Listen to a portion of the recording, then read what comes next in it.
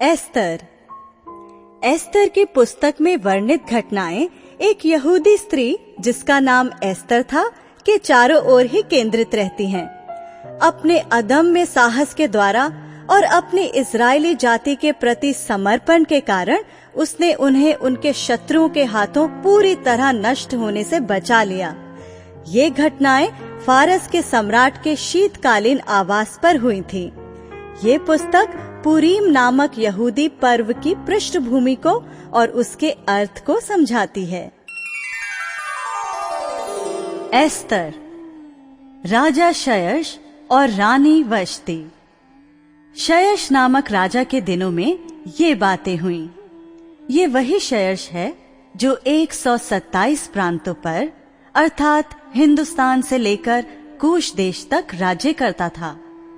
उन्हीं दिनों में जब क्षयश राजा अपनी उस राजगद्दी पर विराजमान था जो शूशन नामक राजगढ़ में थी, वहां उसने अपने राज्य के 3रे वर्ष में अपने सब हाकिमों और कर्मचारियों को भोज दिया।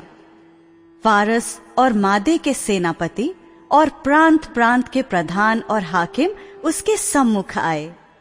वो उन्हें बहुत दिन वरन 180 दिन तक अपने राजसी वैभव का धन और अपने महात्म्य के अनमोल पदार्थ दिखाता रहा। इन दिनों के बीतने पर राजा ने क्या छोटे क्या बड़े उन सबों को भी जो शूशन नामक राजगढ़ में इकट्ठा हुए थे, राजभवन की बारी के आंगन में 7 दिन तक भोज दिया। वहां के पर्दे श्वेत और नीले सूत के थे और सन और बैंगनी रंग की डोरियों से चांदी के छल्लों में संगमरमर के खंभों से लगे हुए थे और वहां की चौकियां सोने चांदी की थीं और लाल और श्वेत और पीले और काले संगमरमर के बने हुए फर्श पर धरी हुई थीं। उस भोज में राजा के योग्य दाख मधु भिन्न भिन्न रूप के सोने के पात्रों में डालकर राजा की उदारता से बहुतायत के साथ पिलाया जाता था। पीना तो नियम के अनुसार होता था, किसी को विवश करके नहीं पिलाया जाता था, क्योंकि राजा ने अपने भवन के सब भंडारियों को आज्ञा दी थी कि जो अतिथि जैसा चाहे उसके साथ वैसा ही बर्ताव करना। रानी वष्ति ने भी राजा क्षयश के भवन में स्त्रियों को भोज दिया। 7वें दिन जब राजा का मन दाख मधु में मग्न था, तब उसने महुमान, बिजता, हरबोना, बिगता, अबगता, जेतेर और करकस नामक 7 खोजों को जो क्षयश राजा के सम्मुख सेवा टहल किया करते थे आज्ञा दी कि रानी वष्ति को राजमुकुट धारण किए हुए राजा के सम्मुख ले आओ, जिससे कि देश देश के लोगों और हाकिमों पर उसकी सुंदरता प्रकट हो जाए, क्योंकि वो देखने में सुंदर थी। खोजों के द्वारा राजा की ये आज्ञा पाकर रानी वष्ति ने आने से इनकार किया। इस पर राजा बड़े क्रोध से जलने लगा। तब राजा ने समय समय का भेद जानने वाले पंडितों से पूछा। राजा तो नीति और न्याय के सब ज्ञानियों से ऐसा ही किया करता था। उसके पास कर्शना, शेतार, अदमाता, तरशीश, मेरेस, मरसना और ममुकान नामक फारस और मादे के 7 प्रधान थे, जो राजा का दर्शन करते और राज्य में मुख्य मुख्य पदों पर नियुक्त किए गए थे। राजा ने पूछा, रानी वष्ति ने राजा क्षयश की खोजों द्वारा दिलाई हुई आज्ञा का उल्लंघन किया, तो नीति के अनुसार उसके साथ क्या किया जाए? तब ममुकान ने राजा और हाकिमों की उपस्थिति में उत्तर दिया, रानी वष्ति ने जो अनुचित काम किया है वो न केवल राजा से परंतु सब हाकिमों से और उन सब देशों के लोगों से भी जो राजा क्षयश के सब प्रांतों में रहते हैं, क्योंकि रानी के इस काम की चर्चा सब स्त्रियों में होगी। और जब ये कहा जाएगा राजा क्षयश ने रानी वष्ति को अपने सामने ले आने की आज्ञा दी, परंतु वो न आई, तब वे भी अपने अपने पति को तुच्छ जानने लगेंगी।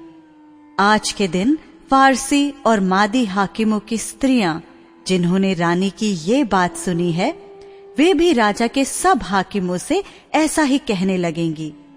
इस प्रकार बहुत ही घृणा और क्रोध उत्पन्न होगा। यदि राजा को स्वीकार हो तो ये आज्ञा निकाले और फारसियों और मादियों के कानून में लिखी भी जाए, जिसे कभी बदल ना सके, कि रानी वष्टी राजा क्षयश के सम्मुख फिर कभी आने ना पाए और राजा पटरानी का पद किसी दूसरी को दे दे जो उससे अच्छी हो। अतः जब राजा की ये आज्ञा उसके सारे राज्य में सुनाई जाएगी, तब सब पत्नियां अपने अपने पति का, चाहे बड़ा हो या छोटा, आदरमान करती रहेंगी।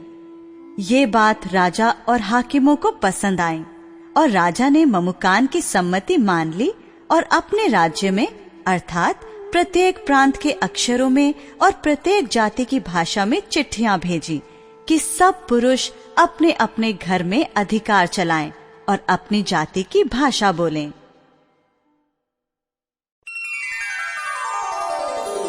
एस्तर का पटरानी बनना।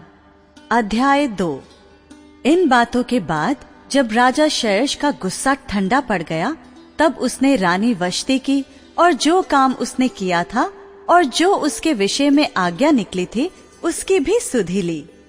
तब राजा के सेवक जो उसके टहलुए थे कहने लगे, राजा के लिए सुंदर तथा युवा कुंवारियां ढूंढी जाएं और राजा अपने राज्य के सब प्रांतों में लोगों को इसलिए नियुक्त करे कि वे सब सुंदर युवा कुंवारियों को शूशनगढ़ के रनवास में इकट्ठा करे और स्त्रियों के प्रबंधक हेगे को, जो राजा का खोजा था, सौंप दे और शुद्ध करने के योग्य वस्तु उन्हें दे दी जाए।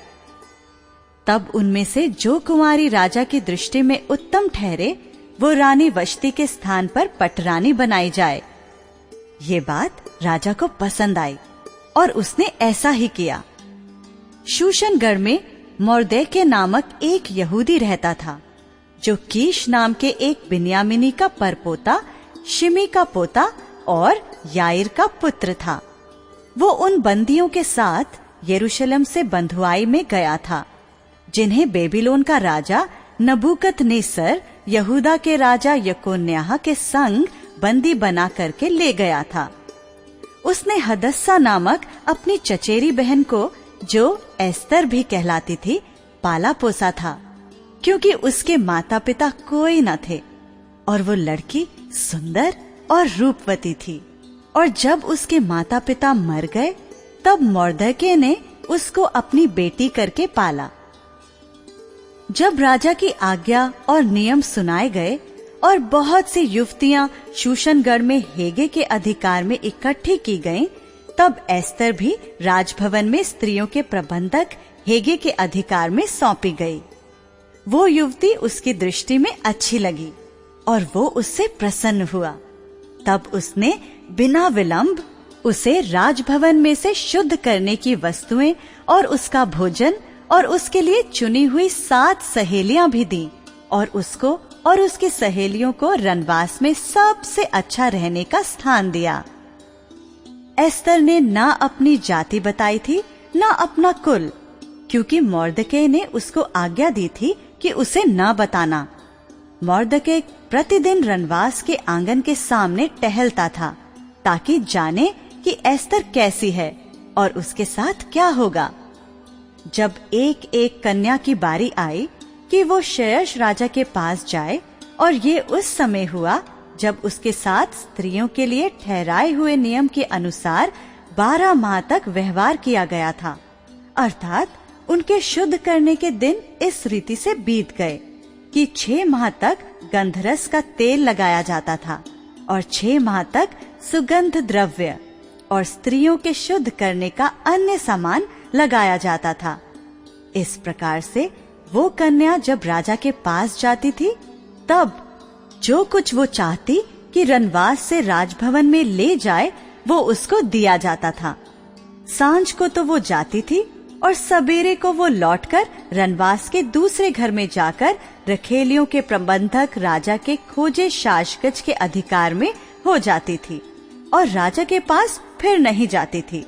यदि राजा उससे प्रसन्न हो जाता था, तब वो नाम लेकर बुलाई जाती थी।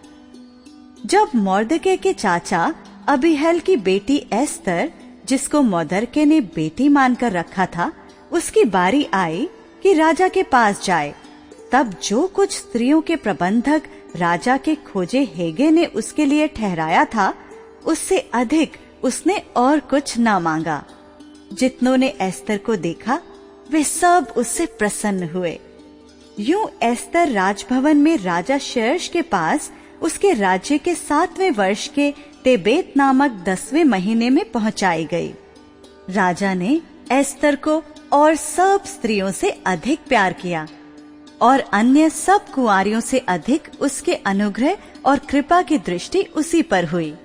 इस कारण उसने उसके सिर पर राजमुकुट रखा और उसको वष्टी के स्थान पर पटरानी बनाया।